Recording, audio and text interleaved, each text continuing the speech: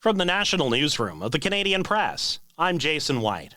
Prime Minister Mark Carney says there are signs the global and Canadian economies are slowing. After a week of market turmoil, the Liberal leader took a day off the campaign trail to convene his Canada-U.S. Cabinet Committee. We left instructions for officials to ensure that the next government, whichever government Canadians choose, will be in the best possible position for negotiations with the United States. There are still steel, aluminum, and automotive tariffs on Canadian imports to the U.S., as well as fentanyl-related levies.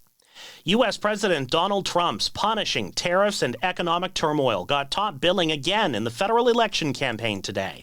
While Liberal leader Mark Carney was back in Ottawa, Conservative leader Pierre Poilievre promoted his full plan to unleash Canada's economic potential. Jagmeet Singh asked Canadians to give his NDP enough seats to ensure neither Liberals nor Conservatives got a majority. GM Canada says it's temporarily halting production and cutting staff at its Kami plant in Ingersoll, Ontario.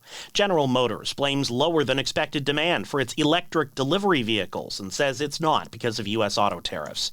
Unifor says the planned changes will mean the indefinite layoff of around 500 workers.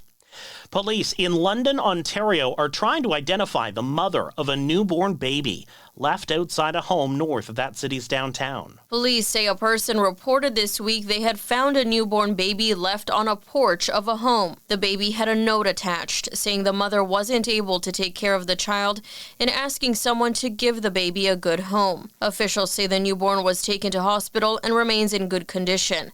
They say they're concerned for the welfare of the baby's mother and need help finding her. Brenda Molina Navidad, the Canadian Press. A nurse practitioner at Toronto's Hospital for Sick Children has won a prestigious award for her research helping children and teens manage pain. Jennifer Stinson helped develop tools that include a robot for kids undergoing painful procedures. So the robot would go through how to do belly breathing with a child.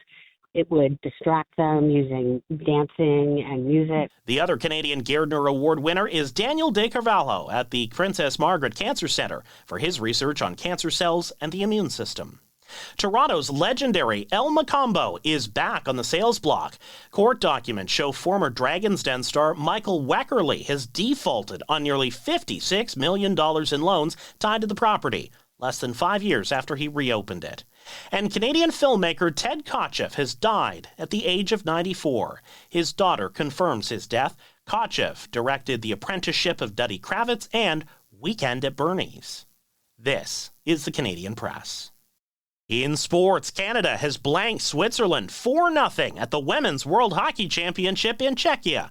Goaltender Anne-Renee Desbiens was pleased to be healthy enough to play after an injury last month in the PWHL. To be able to get a start and get that first one out of the way after a few weeks feels pretty good. Canada now gets a day to rest before facing the United States on Sunday.